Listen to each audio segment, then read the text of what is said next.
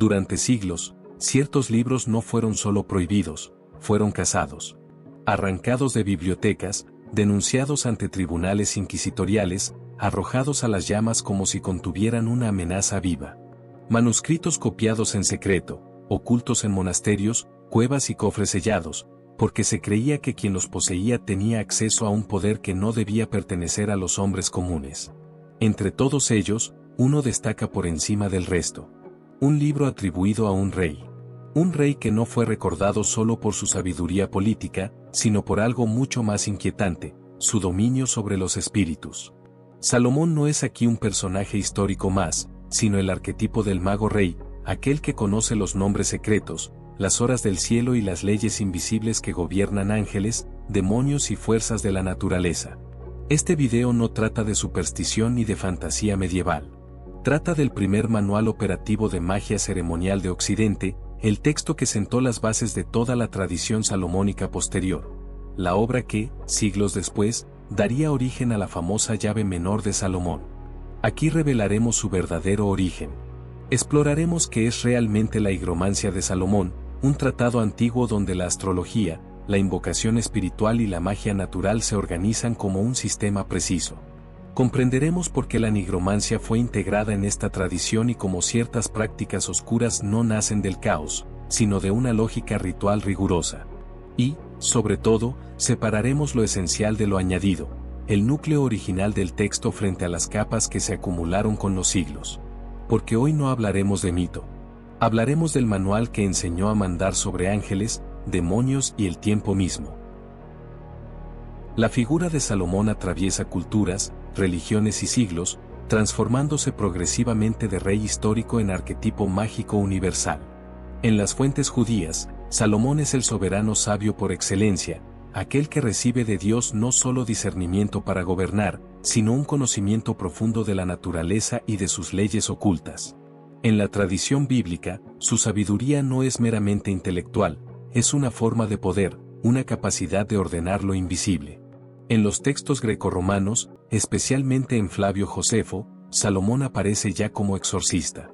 Se le atribuye el dominio sobre demonios mediante nombres secretos, sellos y objetos rituales, una imagen que será decisiva para su posterior desarrollo mágico. Estas narraciones no describen todavía rituales detallados, pero fijan algo esencial: Salomón posee autoridad legítima sobre los espíritus.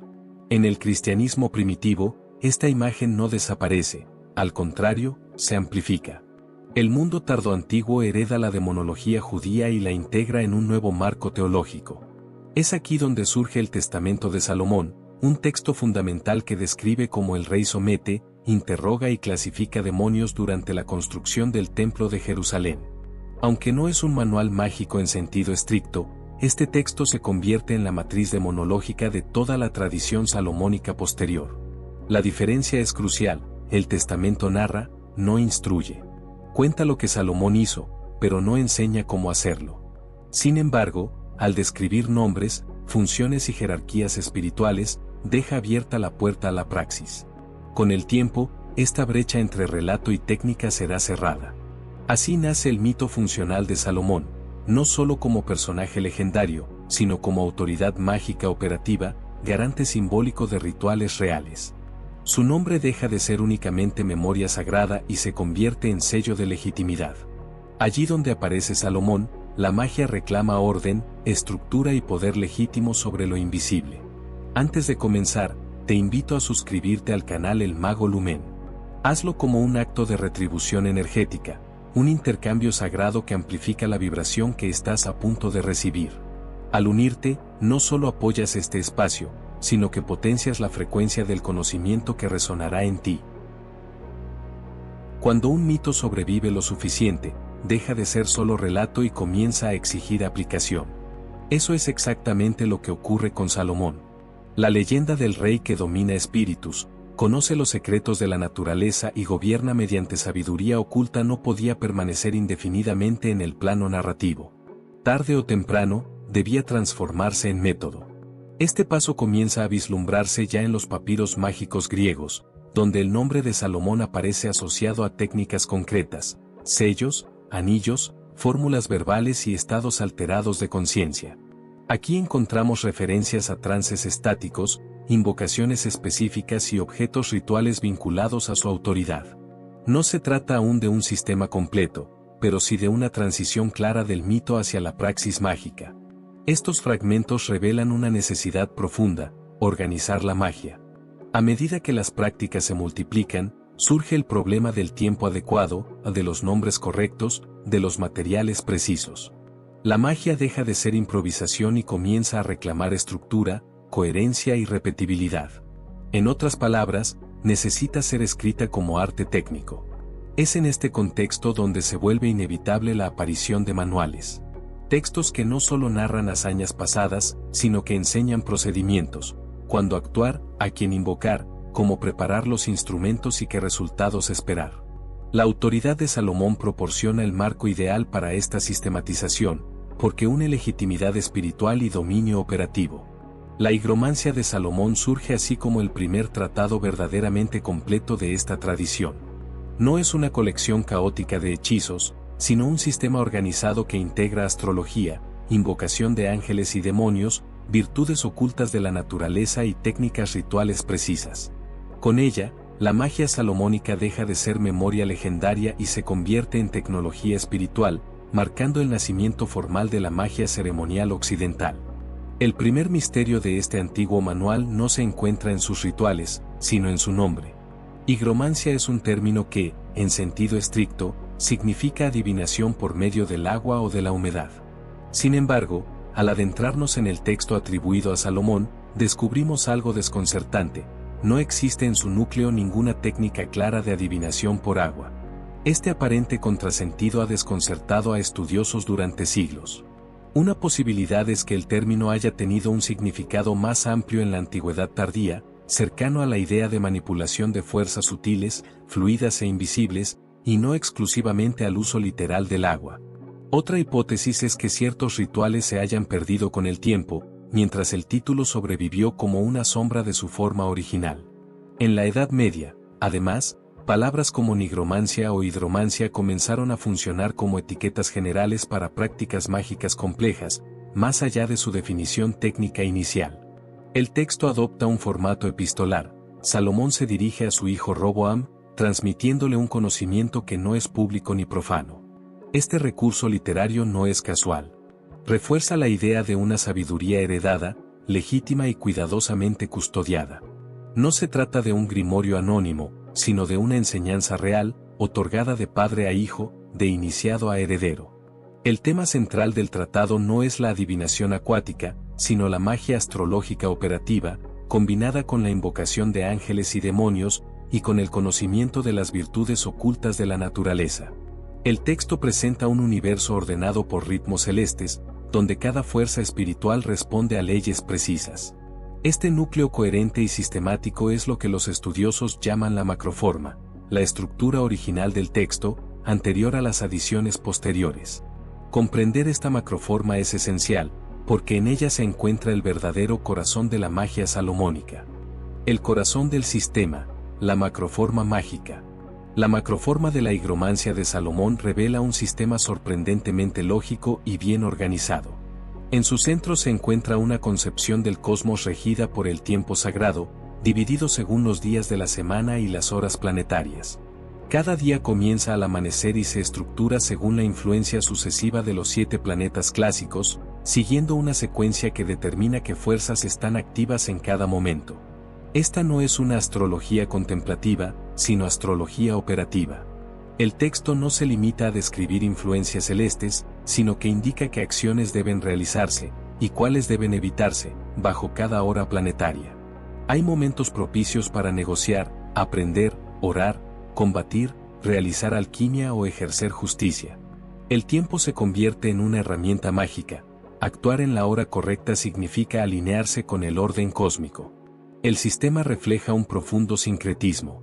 Los nombres de los planetas y sus cualidades proceden de la tradición pagana clásica, mientras que los días conservan denominaciones judías como el Sabbat, junto con referencias cristianas como el Día del Señor. Lejos de ser una contradicción, esta mezcla revela el entorno cultural del texto, un mundo tardoantiguo donde judaísmo, cristianismo y paganismo coexistían y se entrelazaban en la práctica mágica. A cada hora no solo corresponden planetas, sino también ángeles y demonios específicos. Algunos son figuras conocidas de la angelología tradicional, otros son entidades oscuras y enigmáticas, cuyos nombres solo aparecen en estos manuscritos. Cada espíritu cumple una función precisa, unos conceden conocimiento, protección o armonía, otros provocan conflicto, temor o ruptura. La magia salomónica no niega ninguna de estas fuerzas, sino que las integra dentro de un sistema regulado. El uso de ángeles o demonios no se presenta como una cuestión moral simplista, sino como una elección funcional y ética. El mago debe saber qué fuerza convocar según el resultado deseado y asumir la responsabilidad de ese acto. En este modelo, el poder no es caótico ni arbitrario, está sujeto a leyes, tiempos y jerarquías. Así, la macroforma de la higromancia de Salomón establece el primer modelo completo de magia ceremonial occidental, un arte basado en el dominio del tiempo, el conocimiento de los espíritus y la alineación consciente con el orden del cosmos. Conjuración, sellos y talismanes. En el centro operativo de la higromancia de Salomón se encuentra una auténtica tecnología ritual, precisa y meticulosa. No estamos ante plegarias devocionales, sino ante procedimientos técnicos diseñados para producir efectos concretos en el mundo visible e invisible. Cada operación comienza con oraciones planetarias, fórmulas dirigidas a las inteligencias celestes que gobiernan las horas y los días. Estas oraciones no buscan súplica, sino alineación, colocar al operador en resonancia con la fuerza planetaria activa. Junto a estas invocaciones aparecen los nombres secretos, conocidos como nomina barbara. No son palabras comprensibles en sentido lingüístico, sino secuencias sonoras consideradas portadoras de poder por su vibración y por su origen sagrado. Pronunciar estos nombres equivale a activar llaves ocultas del lenguaje, capaces de abrir canales entre el mundo humano y el espiritual. En la magia salomónica, conocer el nombre es ejercer dominio. A estas palabras se suman los sigilos y caracteres mágicos, figuras trazadas con extrema precisión. Cada planeta posee sus símbolos específicos, que funcionan como condensadores de fuerza. Estos caracteres no representan ideas, operan. Son talismanes gráficos que fijan la influencia astral en una forma visible y duradera. El texto es notablemente concreto en cuanto a los materiales rituales. Se indican tintas especiales, a veces mezcladas con sangre animal, superficies específicas como pergamino virgen o incluso piel de determinadas criaturas, y fumigaciones elaboradas con resinas e inciensos particulares para cada planeta. Nada es arbitrario. Cada elemento material corresponde a una cualidad cósmica, reforzando la coherencia del acto mágico. Aquí se revela una concepción fundamental: la magia no es imaginación, sino ingeniería simbólica. El ritual es una construcción donde tiempo, palabra, forma y materia se ensamblan como piezas de un mecanismo. Cuando todas encajan, el sistema responde. Esta estructura anticipa con claridad la magia ceremonial medieval y moderna. Los círculos, los sellos, los nombres sagrados y la precisión material que aparecerán siglos después en la llave de Salomón, la Goetia y otros grimorios, ya están presentes aquí en estado embrionario. La higromancia de Salomón no es un antecedente vago, es el plano original sobre el cual se edificará toda la tradición ceremonial occidental. Plantas, astros y virtudes ocultas. Más allá de la invocación espiritual, la higromancia de Salomón despliega una profunda comprensión de la magia natural. El texto dedica secciones enteras a las plantas zodiacales y planetarias, describiendo sus virtudes ocultas y los métodos adecuados para su preparación y uso. Cada planta es considerada un nodo donde las fuerzas celestes se condensan en materia viva.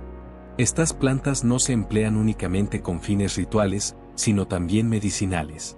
En el pensamiento antiguo, no existía una separación clara entre magia y medicina. Sanar el cuerpo implicaba armonizarlo con el orden cósmico. Así, una planta regida por Venus podía emplearse tanto para favorecer la armonía emocional como para tratar afecciones físicas relacionadas con ese planeta. La terminología botánica utilizada en el texto revela una clara influencia de Dioscórides, el gran autor médico del siglo I. Los nombres de las plantas corresponden a designaciones antiguas, anteriores a las clasificaciones medievales posteriores. Este detalle es crucial, pues indica que el núcleo del texto conserva una herencia clásica muy temprana, anterior a muchas elaboraciones bizantinas. Llama la atención, sin embargo, una ausencia notable. El tratado no desarrolla un sistema completo sobre las virtudes mágicas de las piedras y gemas, a pesar de que la tradición atribuye a Salomón conocimiento sobre plantas, palabras y piedras. Esta omisión sugiere que el texto está incompleto o que pertenece a una fase temprana, anterior a la obsesión medieval por los poderes de los minerales, que luego sería ampliamente desarrollada en otros manuales. En la higromancia, la naturaleza no es un recurso pasivo, sino un libro vivo. El mago no domina la materia por la fuerza, sino por la comprensión de sus correspondencias secretas. Leer las plantas, los astros y sus vínculos invisibles es aprender a dialogar con el mundo. En esta visión, la magia no violenta la naturaleza, coopera con ella, revelando sus leyes ocultas a quien sabe observar.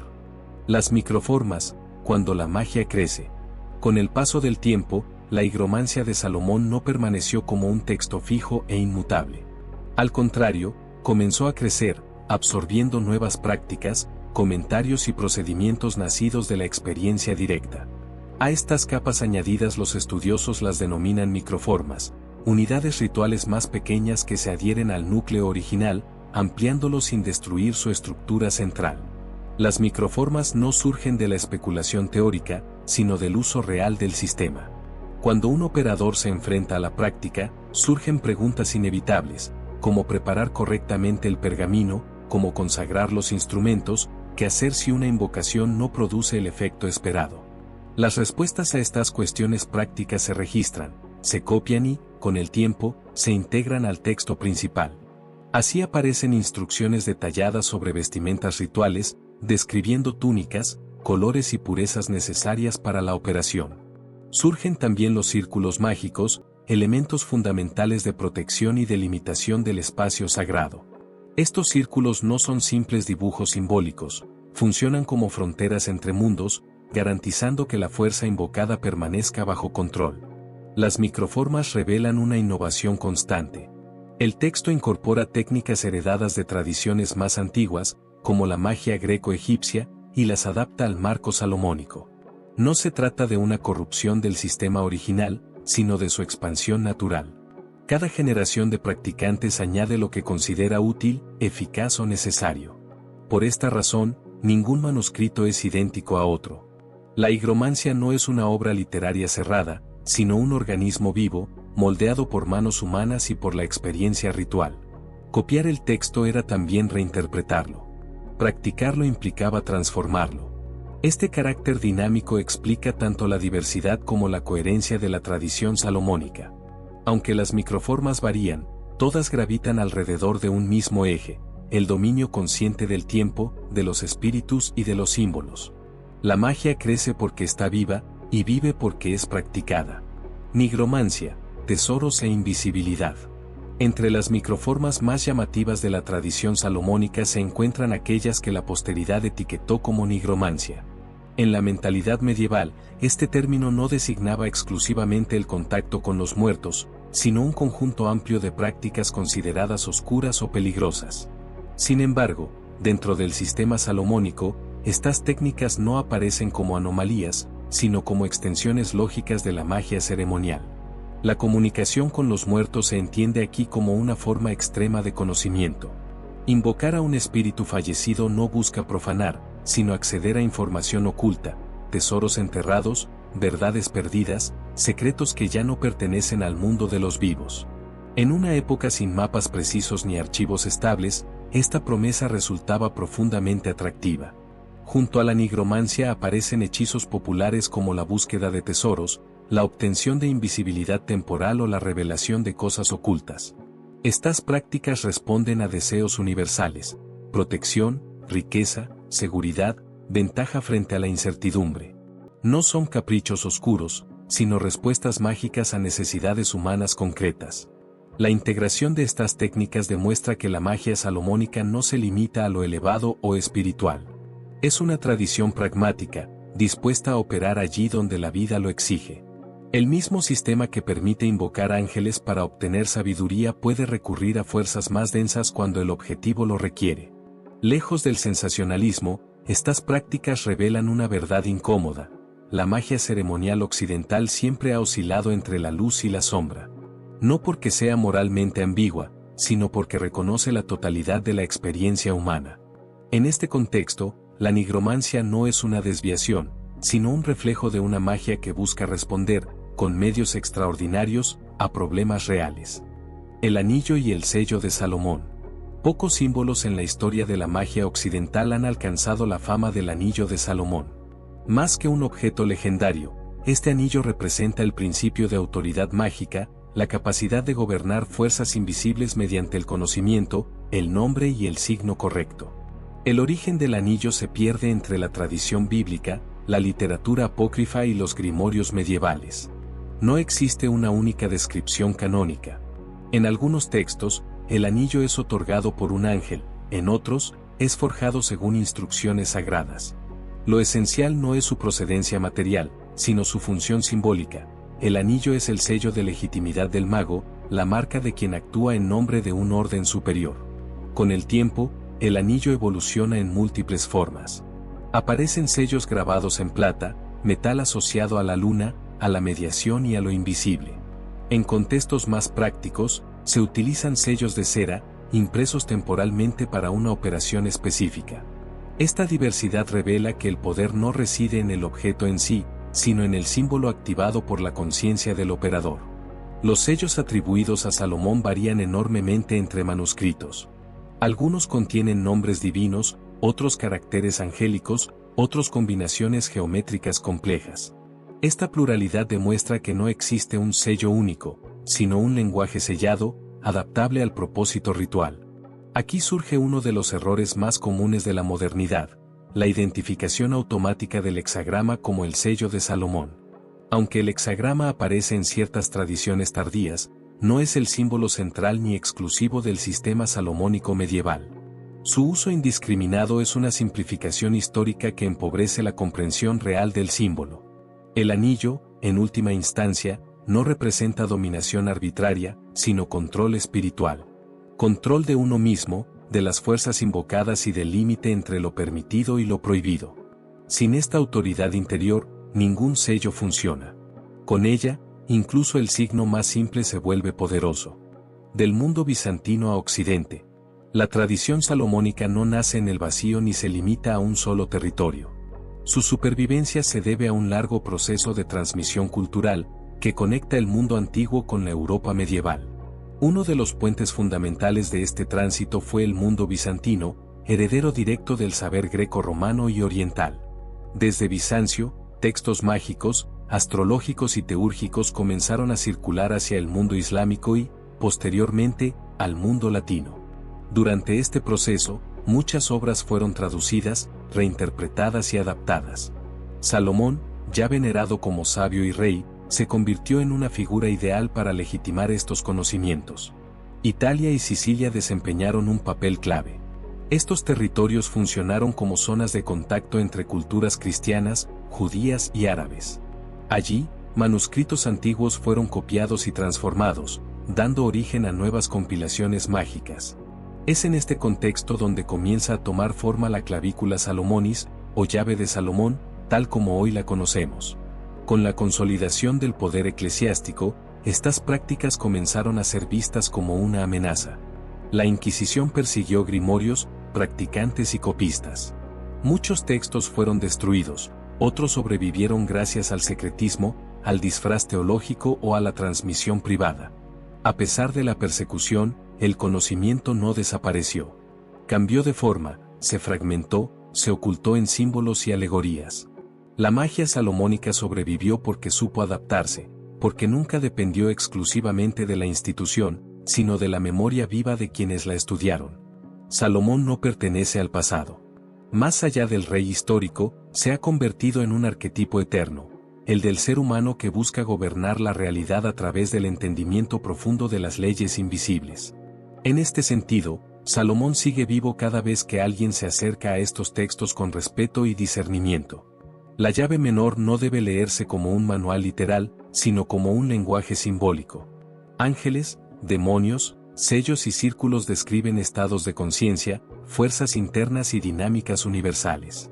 El verdadero ritual ocurre tanto en el espacio sagrado como en la mente del operador. Por eso, la magia salomónica es, ante todo, una disciplina de conciencia. Exige estudio, silencio interior, ética y responsabilidad. No se trata de imponer la voluntad, sino de alinearla con principios superiores. Sin esta alineación, el poder se vuelve caótico. Aquí surge la advertencia final: poder sin sabiduría conduce a la ruina. Los textos salomónicos están llenos de advertencias veladas, recordatorios de que invocar fuerzas sin comprensión es abrir puertas que no se saben cerrar. Este cierre no es un final, sino una invitación. Un llamado al estudio consciente, a la lectura profunda, a la transformación interior. La llave no actúa sola, responde a quien está preparado para sostenerla. La verdadera llave de Salomón no abre demonios, abre al mago que sabe leerla.